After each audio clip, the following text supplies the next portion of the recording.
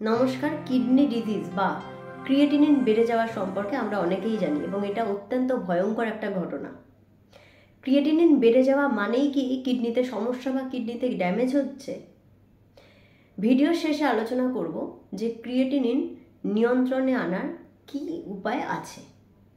তাহলে আজকের ভিডিওটা স্কিপ না করে পুরোটা দেখার অনুরোধ রইল। আমরা জানি যে কিডনির সমস্যা মানেই ইউরিয়া ক্রিয়েটিনিনের প্রবলেম, অর্থাৎ ক্রিয়েটিনিন যদি বেড়ে যায় তাহলে কিডনির সমস্যা ধরে নিতে হবে। এবং ক্রিয়েটিনিনটা কিন্তু প্রচণ্ড ভয়ঙ্কর একটা জিনিস। এটা কি আসলে? এটা হচ্ছে এক ধরনের প্রোটিন। ক্রিয়েটিনিন দুভাবে বাড়তে পারে। এক হচ্ছে হঠাৎ করে বাড়তে পারে, আর একটা হচ্ছে অনেক দিন ধরে ক্রিয়েটিনিনের লেভেলটা বাড়তে বাড়তে কিডনিতে সমস্যা হয়েছে বা কিডনি ড্যামেজ হচ্ছে। এই যে হঠাৎ করে ক্রিয়েটিনিন বেড়ে যাওয়া, এটাকে বলা হয় অ্যাকিউট কিডনি ইনজুরি অর্থাৎ একেআই। একেআইতে ক্রিয়েটিনিন বেড়ে যেতে পারে এবং এই ক্রিয়েটিনিন লেভেলটা এক্ষেত্রে কমানো যাওয়া সম্ভব, কারণ এটা হঠাৎ করে কোনোভাবে ক্রিয়েটিনিন বেড়েছে। সেটা কিভাবে বাড়তে পারে? যদি শরীরে প্রচণ্ড জলের ঘাটতি হয়, যেমন ডায়রিয়া, বমি। অতিরিক্ত পরিমাণে ডায়রিয়া বা বমি হলে ক্রিয়েটিনিন লেভেল বেড়ে যেতে পারে। ডিহাইড্রেশন থেকে ক্রিয়েটিনিন লেভেল বেড়ে যেতে পারে। কিছু ওষুধ খেলে অনেক দিন ধরে কিছু পেইন কিলার, এনসিআরড, non steroidal anti inflammatory drug, এই ওষুধগুলো বহুদিন ধরে খেতে খেতে হঠাৎ করে কিডনিতে আঘাত করতে পারে। সেক্ষেত্রে ক্রিয়েটিনিন বেড়ে যেতে পারে। এই কারণগুলোতে যদি ক্রিয়েটিনিন বেড়ে যায় তাহলে ক্রিয়েটিনিন নিয়ন্ত্রণে আনা সম্ভব।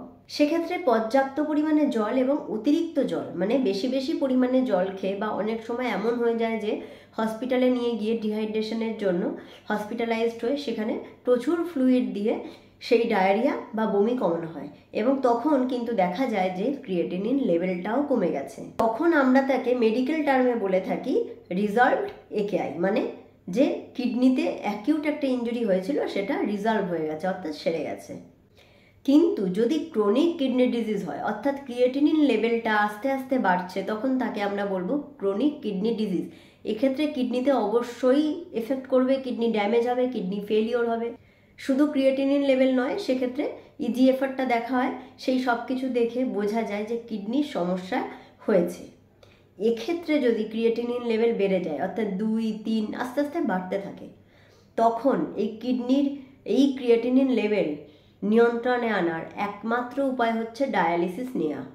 আর অর্থাৎ এই ডায়ালিসিস নেওয়া আমরা অনেকেই জানি, ডায়ালিসিস একটা ইনডোর প্রসিডিওর যেটা হসপিটালে করা হয়।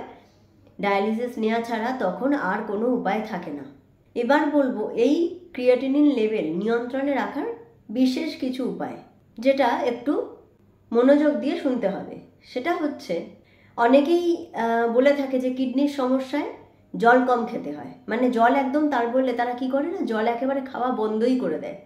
কিন্তু জল বন্ধ করলে তো হবে না, জলটা পরিমাণ মতন খেতে হবে।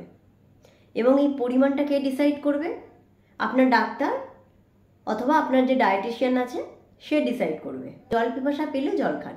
অতিরিক্ত জল খাওয়া, সকালে উঠে অকারণে অতিরিক্ত জল খাওয়া, সেই জিনিসগুলো কিন্তু কিডনি পেশেন্টদের করা যাবে না। হাই ফাইবারযুক্ত খাবার খেতে হবে। এক্ষেত্রে ভেজিটেবলস, ফল, অল্প ডাল, এইসব জিনিসগুলো যেগুলোর মধ্যে ফাইবার রয়েছে সেগুলো খেতে হবে। প্রোটিন ইনটেকটা একটু রেস্ট্রিক্ট করতে হবে, মানে প্রোটিন ইনটেকটা কমাতে হবে।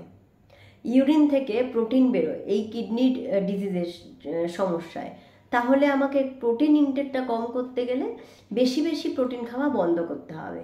মানে আমি মাছ খেতে পারি, আমি ডিম খেতে পারি, কিন্তু মাংসটা আমাকে একটু কম খেতে হবে। সয়াবিন খাওয়া যাবে না, কোনো রকমের প্রোটিন পাউডার থেকে দূরে থাকতে হবে। মাটির নিচের জিনিস খাওয়া যাবে না যেগুলো ইউরিক অ্যাসিড বাড়িয়ে দিচ্ছে, সুগার লেভেলটাকে বাড়িয়ে দেয়, সেই জিনিসটাকে কমিয়ে দিতে হবে খাওয়া। অর্থাৎ আম ফলের মধ্যে পড়ছে, ভাত, প্রচুর পরিমাণে ভাত, সেটা মানে সুগারটাকেও আমাকে কন্ট্রোলে রাখতে হবে, কারণ ডায়াবেটিস পেশেন্টদের কিডনি খারাপ হওয়ার সমস্যা কিন্তু বিশেষভাবে হয়ে থাকে। ওয়েট মেনটেন করতে হবে, কারণ ওবেসিটি কিডনি ডিজিজের মেন কারণ। হঠাৎ করে ব্যথার ওষুধ, পেইন কিলার, এনসিআরড বা গ্যাসের ওষুধ, এইগুলো কিন্তু খাওয়া যাবে না, প্রায় বন্ধ করে দিতে হবে। আজকাল একটা ট্রেন্ড হয়েছে যে খুব সিড খাওয়া, নানা রকমের সিড জলের মধ্যে ভিজিয়ে খাওয়া। কিডনি পেশেন্টদের যাদের ক্রিয়েটিনিন লেভেলটা বেশি আছে তাদের এই বিভিন্ন রকমের সিড বা বীজগুলো খাওয়া বন্ধ করতে হবে। অ্যালকোহল এবং স্মোকিং পুরোপুরি বন্ধ করতে হবে। অ্যালকোহল কিডনির জন্য খুবই খারাপ, স্মোকিংও কিডনির জন্য খুব খারাপ। এটা কিন্তু ক্রিয়েটিনিন লেভেলটাকে বাড়িয়ে দেয়। মানে সামান্য পরিমাণে অ্যালকোহলও কিডনির রোগীদের জন্য কিন্তু খুব খারাপ। যদি আপনার ক্রিয়েটিনিন লেভেল বেড়ে যাচ্ছে বা বাড়তেই আছে তাহলে অবশ্যই আমি বলবো একটা ডায়েটিশিয়ানের পরামর্শ নিন এবং সঠিক ডায়েট ফলো করুন। ডায়েট যদি ঠিকঠাক ফলো করতে পারেন তাহলে ক্রিয়েটিনিন লেভেলটা হুট করে বাড়বে না। তবে ক্রিয়েটিনিন লেভেল পুরোপুরি কোনোভাবেই কোনো ডায়েট বা লাইফস্টাইল মানে নর্মালে আনতে পারবে না। যদি একবার ক্রিয়েটিনিন লেভেল বেড়ে যায় এবং বাড়তেই থাকে তাহলে কিন্তু ডায়ালিসিস আপনাকে নিতেই হবে। এবং সেটা একটা ডায়ালিসিস বা কটা ডায়ালিসিস সেটা ইজিএফআর ক্যালকুলেট করে কিডনি কতটা ড্যামেজ হয়েছে তা ক্যালকুলেট করে বোঝা যায়। তাহলে আজকের ভিডিওটা আশা করছি যথেষ্ট উপকারী ছিল। অন্য ভিডিও নিয়ে আবার দেখা হচ্ছে। ধন্যবাদ।